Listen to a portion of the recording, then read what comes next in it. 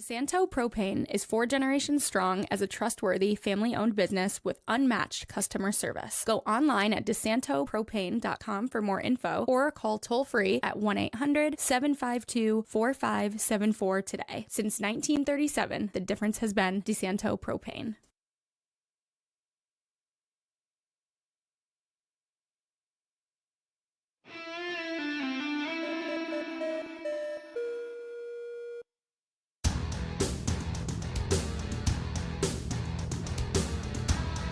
Good afternoon and welcome back to Against the Boards. I hope you had a great 4th of July week and weekend as we took the week off last week. And unfortunately, it seems as we get right into things, so did Lacrosse Twitter on anything related to the Knighthawks. Unfortunately, not really any news there, but as you can see, we're standing here in solidarity with the team and hoping that any news comes out. I guess the good thing about no news coming out, though, that we can, take into heart is just as much as there has been no news saying that no one has stepped in to buy the team, there has been no news or no statement from the league saying that will mean relocation.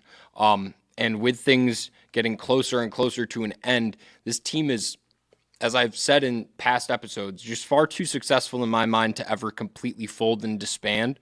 It will either relocate, in my mind, or it will be operated by the league in Rochester for a year before they can relocate. But I don't think this organization can just be disbanded. And that might just be wishful thinking. I don't have anything to back that up.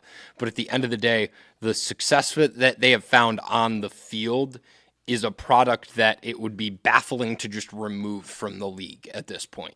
Yes, it would help make other teams better across the board in the league, but when they are that team that is right on the edge of doing it every year, it just seems bizarre to completely remove a squad like that from your league when it's already started to get smaller now over the last couple of years with Panther City folding.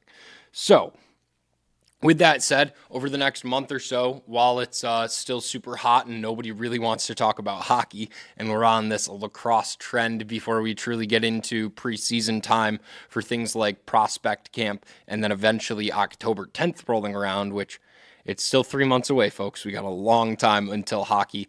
But with that said, hopefully each week I'm going to bring you an interview with some Division I lacrosse player from the Rochester or Finger Lakes area. A couple that quickly come to mind for anyone that knows current college lacrosse players around the area: Sam Ritchie and Thomas Gravino, both graduates from Victor, both played against each other in the national championship this year. Ritchie a Fogo for Cornell. Meanwhile, Gravino a short stick D-midi for Maryland. And ultimately, a bunch of guys. Also, Cam Mesh was a football player at Brockport. He was previously, before that, a face-off specialist in offensive midfield at Spencerport. He just announced this year he's transferring to Providence to play Division I lacrosse. So my goal here for the next month or so will be to highlight lacrosse around the upstate New York area, show off the hotbed that we have, and why Rochester needs to keep its professional lacrosse team. Now, with that said, that kind of does it for our indoor conversations, and we're going to transfer to a bit of a PLL conversation as we get into this next weekend. But first, of course, got to recap a little bit. 2 weeks ago was the San Diego weekend, which was honestly just absolutely picture perfect watching it on TV. The sunsets, with lacrosse, it was just such a vibe. It fit very, very well, and it was cool to see that West Coast lacrosse vibe really come through with the way that the atmosphere was in the stadium. Also, fans absolutely showed out for that one there. Meanwhile, then last weekend, it was the All-Star Game, and of course, with the All-Star Game, we get all of the extra added festivities that come with it. One that I definitely think will stick year after year now is the goalie wars that took place. Instead of having that outlet points competition, you just put goalies in a Braveheart situation pretty much and let them shoot at each other and see who wins who scores more goals in a certain period of time. It was awesome to watch, very, very fun to watch. But also the best one of the entire weekend, which I still think the way that they do it needs to have some kinks worked out. because I'm starting to get to a point where, as you'll see me talk about right here, the best part to me of the All-Star weekend is the fastest shot competition. And now, over the last 2 years, to me, as a just lacrosse fan, the best part about the fastest shot competition has been watching Charlotte North outdo herself each year now, 2 years in a row with her shots. She hit 91 last year, and this year she hit a 95-mile-an-hour shot. Now, why it's impressive? Women's stick doesn't have a pocket. There's no whip.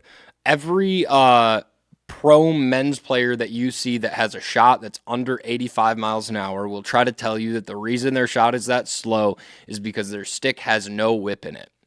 Their stick still has more whip than most women's sticks do.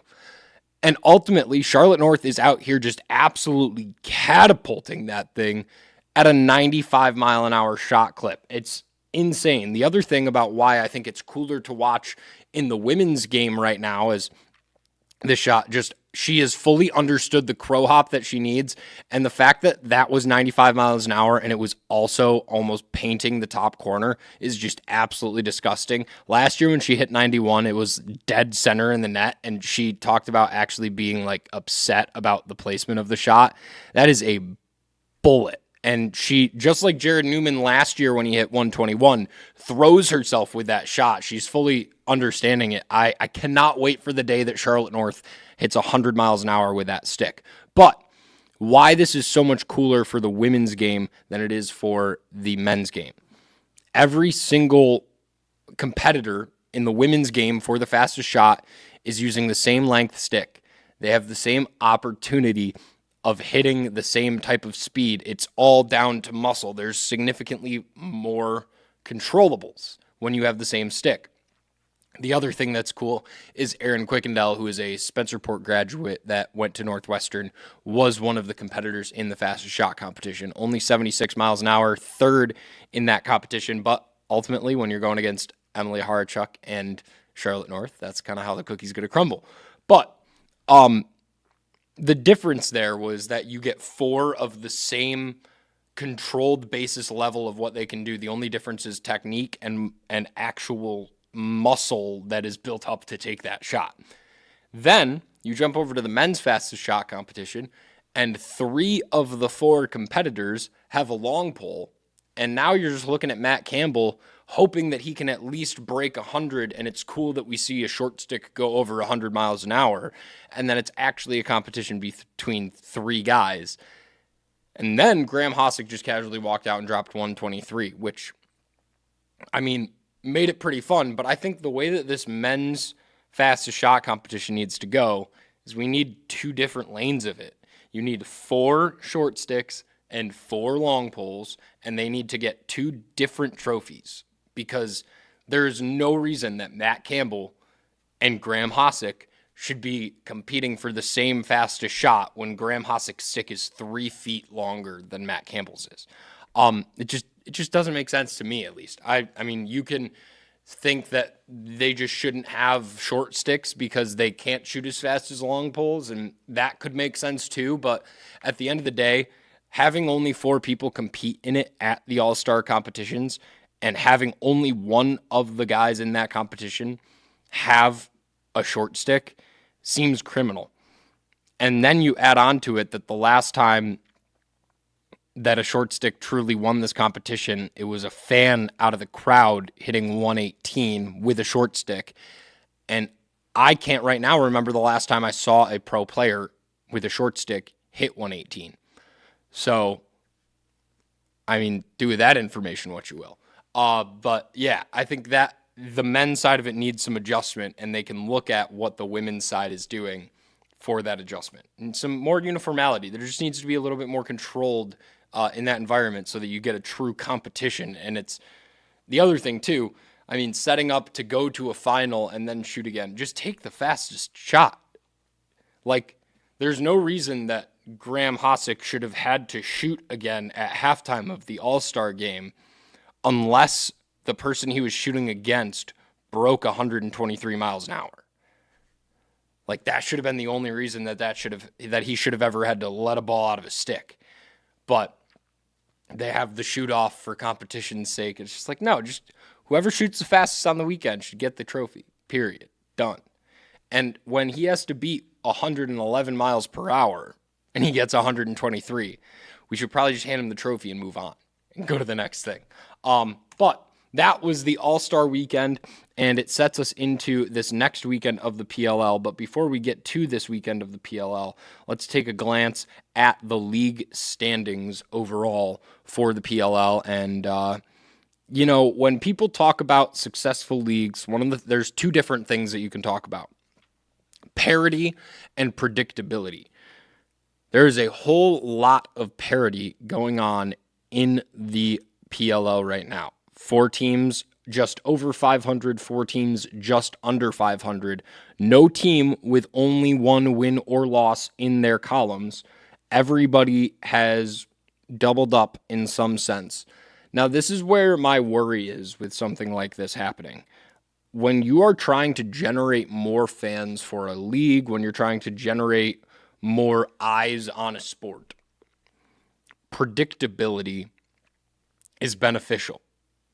Because if you're looking at convincing more people to try to put stakes in on a game, they need some level of predictability to go in off of when they're doing that. If you want people to truly embrace being a fan of a team, and however much we hate bandwagoners, they need to exist, right? There's got to be some facet of, this is my team, I'm going to ride with them, look at them, they're doing really good right now, they are so much different than this other team, and that's why I like them. One of my biggest problems, just the way that, and it's not my biggest problem, I guess the way I would describe it is if what someone would say to me about my watching of the PLL is that I bounce all the way around, and I totally do. I think I've worn like 4 different teams' hats probably on the show now.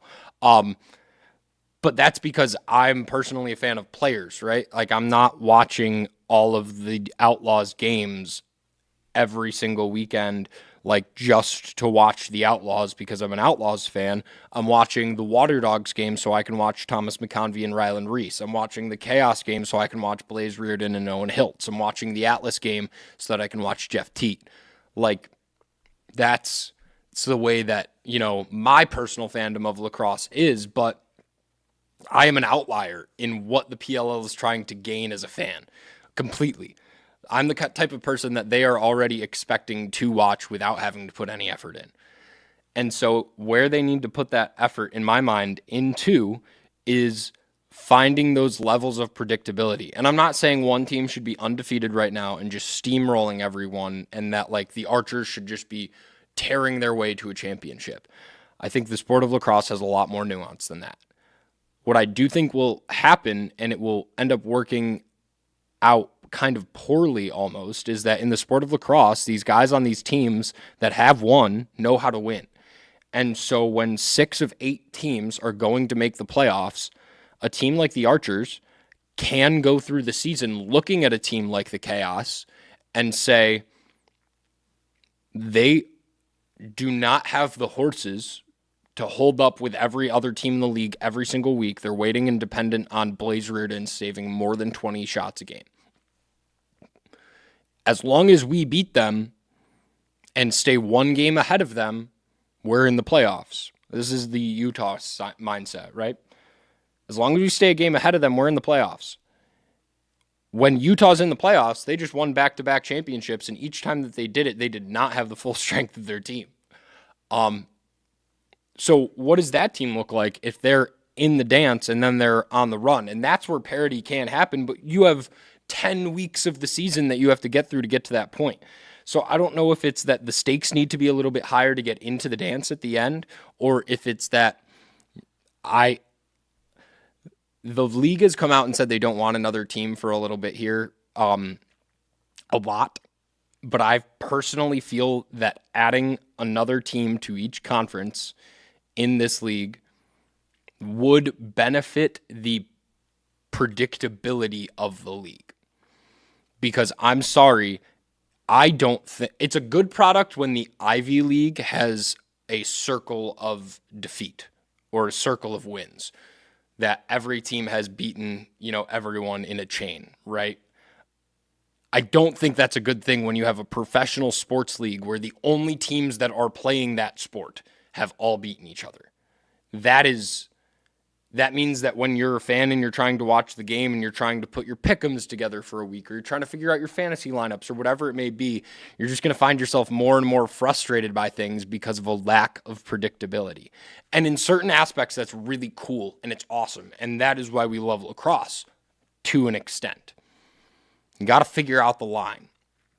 And I think the other thing too to be very conscious of is that at the end of the day, more teams right now in the PLL, if we have these 19-man rosters, there are clearly players around that can fill out that is less than 40 athletes that you're asking for. And based off of already the image that the PLL has for how they're doing some of their recruitment, where you see a younger and younger average age of players, I don't see why that wouldn't be possible to get from the last 3 years out of college and from next year's class 40 more players. I mean, that I don't see how that doesn't necessarily work. The other thing too is that when you're at 10, you have a significantly higher opportunity to branch off from your hotbed jumping touring model, and you can convince some more of those players that don't want to travel as much to stay. And if you add 2 more teams, you can be very conscious of where you add them and think about where the players are right now that are not playing in your league and where you could put a team that they could play on that would benefit them and you and everybody in lacrosse. There's certain aspects of things where it feels like there's just collusion and tampering and different things going on, and you're inevitably going to get that when you have a team or a league that every team is owned by the league. That's what we have in the PLL. So there's certain aspects where it feels like they need to just fully embrace it and get over it and move on over that hump. There should be a team in Lower Ontario, and if they really are against putting a team in Canada, then it needs to be in Buffalo. Because how else are you going to convince any of those players that are currently going up to Canada to play in the MSL to continue playing in field lacrosse unless they have a home team that's actually near to them? But that feels like a whole other conversation that's miles down the road at this point that who knows when we would ever get to that one. But ultimately, I just think when you see every single team is within 1 game of each other, that is too much parity, not enough predictability. And that's just where I feel like it is right now as I look at the league. And you look to this next weekend of games, and it's crazy. You have literally not a single game where a team is more than 1 game ahead of the other one. And this weekend will create a little bit of separation, but not by that much of a stretch at the end of the day when they're all in Chicago, and that means that all 8 teams are actually playing in the weekend as we come into this one. But it is throwback weekend, with that said. So with that, we get a little bit of fun in the sense of some throwback jerseys coming out. But before we get into the fact that I've decided to rank these, and we'll go relatively quickly with these rankings, I'd like to clarify that I would not, if I were putting these on a tier list instead of ranking them 8 to 1, not a single one of them would be an A or higher. I'm kind of disappointed in the throwback jerseys of this year. If I look back to last year's throwback jerseys, Boston's would have been in the A tier for me, and New York's was in the S tier. I bought the New York one. That was if I put it in the S tier, it means I'll buy it, I guess is the way that I would probably describe it. But the logos disappointed me a little bit with last year's throwbacks, but the colors I loved. This year, I was just overall meh and disappointed with them. A couple of them, Denver's and Boston's, they decided to go with throwback MLL jerseys. I don't like that they just changed the theme of the entire type of jersey for 2 of the 8 teams. It's one of those things where, as the, like I said, the type of fan that I am, I was hoping there would be some cool porthole mesh Boston jersey that I could get my hands on this year, and that is not the case. Yet, as you'll see here, this said Boston jersey is not in my bottom 3 or 4 jerseys of this throwback week. So, without further ado, we'll get into my bottom 4 of the throwback jerseys. They are in order here. And we start off with the Philly Water Dogs, who, in my mind, dumpsters are green. It's Kelly green. I get the concept. Put Philly in green, but at the end of the day, this is my process for putting this one at the end at 8. If what was green was purple, this would look like a jersey that we've already seen made before for Philly for a throwback. And the green just looks bad with the purple in that way. And that's from someone who literally broadcasts William Smith Herron's everything all year long. And technically purple isn't their secondary color, but with it being Hobart, it's kind of included in that. I love a good green and purple combo. This one does not work at all, in my opinion. Of course, this is all my opinion, right? But I can't stand that one. It's bad. After the Philly Water Dogs jersey, we keep going in the East, as it is the New York Atlas for me that comes in second to last. Just disappointing. Honestly, like I said, I bought last year's. They kind of more so embraced the New York Rangers and Yankees kind of vibe with a white background. And I get that they would want to go with a different color base than they had in the prior year, but I need some sort of a logo on this. Just giving me New York in that bizarre font, and there's really just not a lot going on here as we get into some of the other ones, and it just doesn't work for me. That's kind of where I'm at on the Atlas one, and it's very, very similar to the next one on the list for me, which is the Utah Archers. My real problem with the Archers, it's better in my mind than the New York Atlas, just because of the fact that the font is a jersey font and not, some gothic vibe. And they tried to do something with the collar. My problem really here is that this has been the same Utah Archers throwback for like 3 years. It has not changed at all.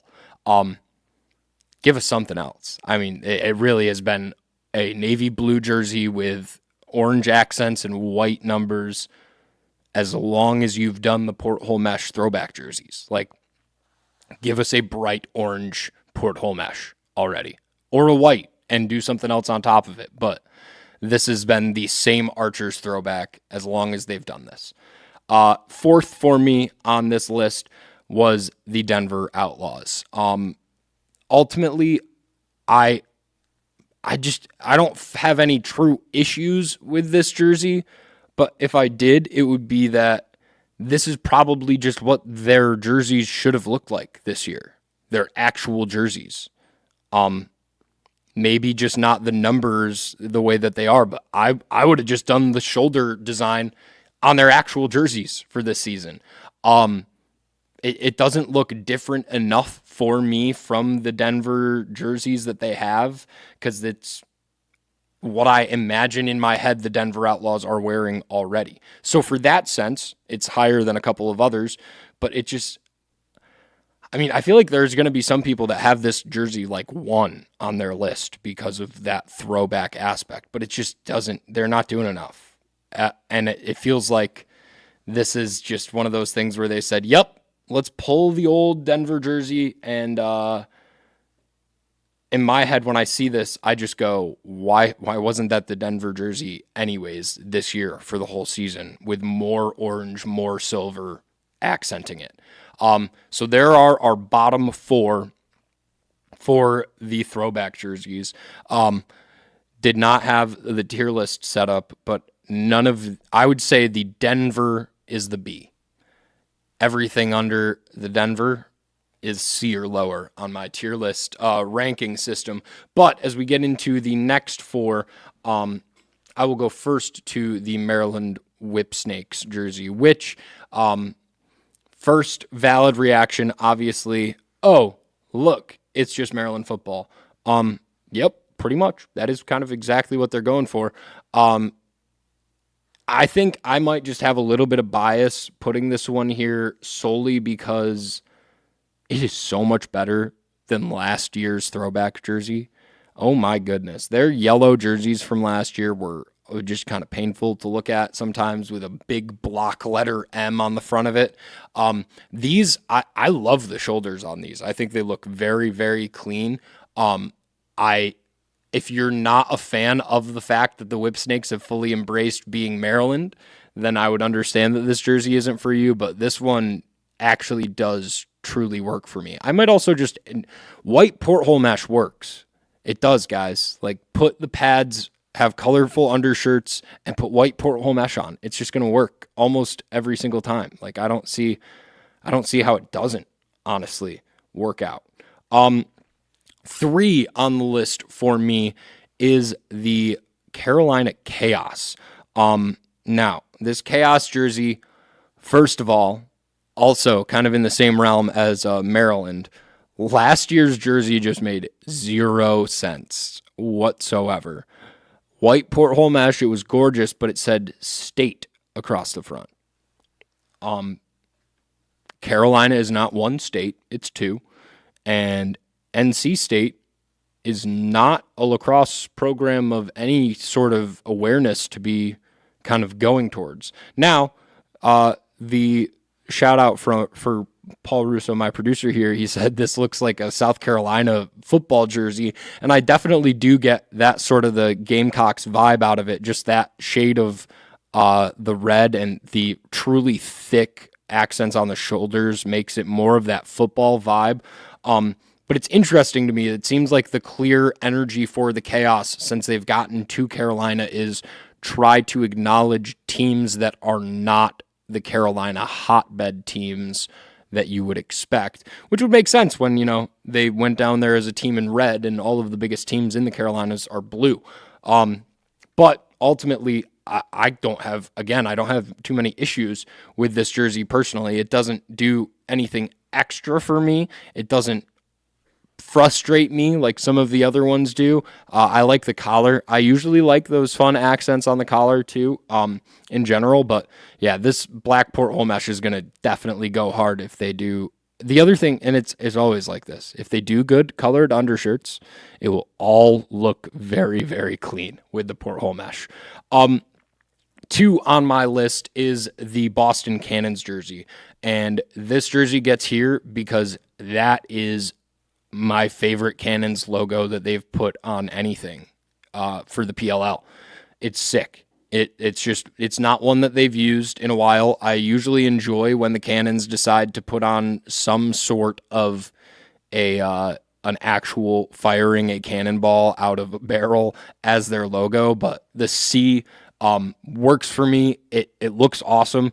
I really did want this to be a porthole mesh jersey, but I understand with that logo, it's not going to be a porthole mesh jersey that you would do with that kind of a design.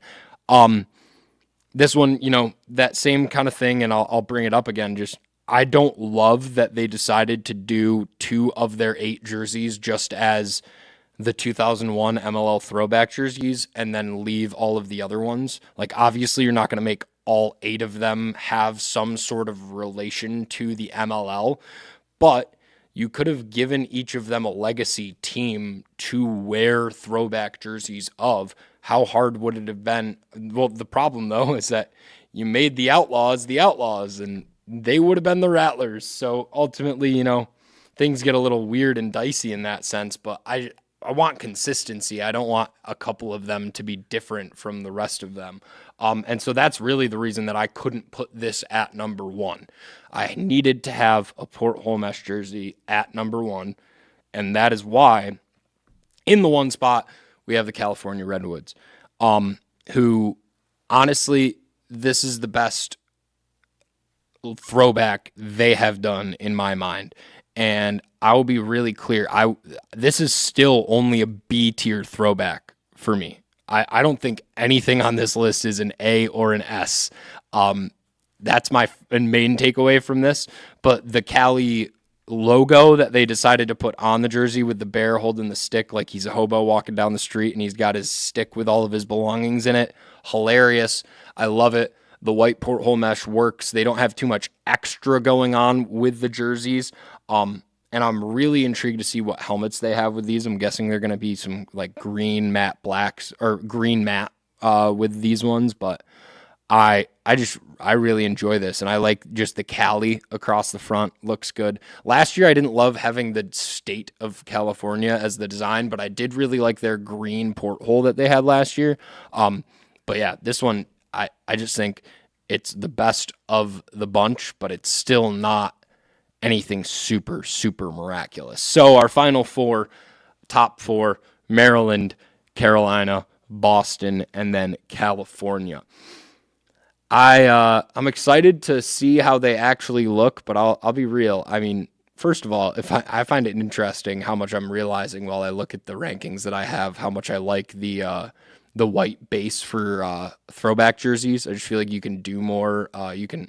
Usually I also think about throwback jerseys with what you can wear them with, and white jerseys are going to match with a lot more things than your random navy blue jerseys are going to. But ultimately, as we get into this weekend, it's at Northwestern, New York and Boston facing off first on Friday. Then it's Utah and Philadelphia. So honestly, Friday's definitely the set of games that I would be putting first on my list to watch of if I were to watch them back later and not watch them live. If I'm ranking the games that I want to see, Boston and New York is probably right near the top for me just because of where those two teams are in the East, of course, both being 3-2 at the top of the standings. Utah, Philly, you get that rematch of the championship from 2 years ago. Carolina and California, matchup of the two teams at the bottom of the West right now. And then Denver and Maryland facing off 9:30 on Saturday night. That game will actually probably be really good because I don't think and this is the thing, like it's not like I could sit here and say based on where they are in the standings, they're not that good. Denver's 3-2, Maryland is 2-3.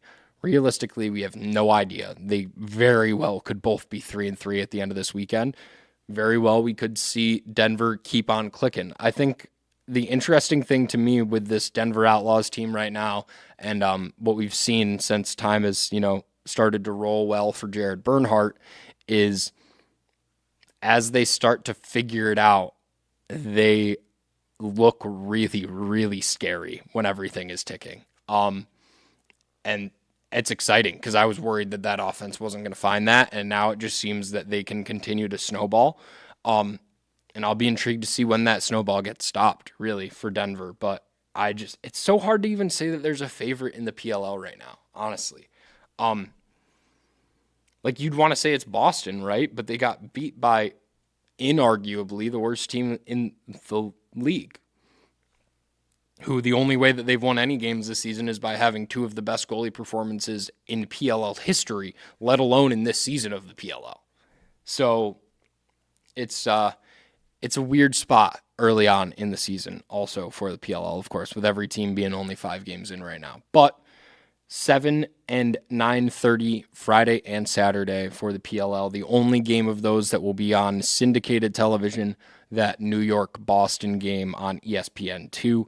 Everything else is on ESPN Plus for the weekend. So don't get confused or thrown off thinking because it says it's on ESPN that you're going to be able to ask for it when you go out anywhere. They are almost all only on ESPN Plus. But that is going to do it for us this week on Against the Boards. I hope you enjoyed. Keep standing in solidarity for Rochester. Put out anything that you can for more Rochester lacrosse to be seen. Keep trying to get Brett Frood onto the show. Already sent out the email and didn't get any responses, so we are trying for that. And Next week, we will have a Division I lacrosse player from the Rochester area on an interview for you to hear about their lacrosse journey and what Rochester lacrosse has meant to them. Thanks to my producer, Paul Russo. I've been Chamberlain Bauder. You're listening to Against the Boards.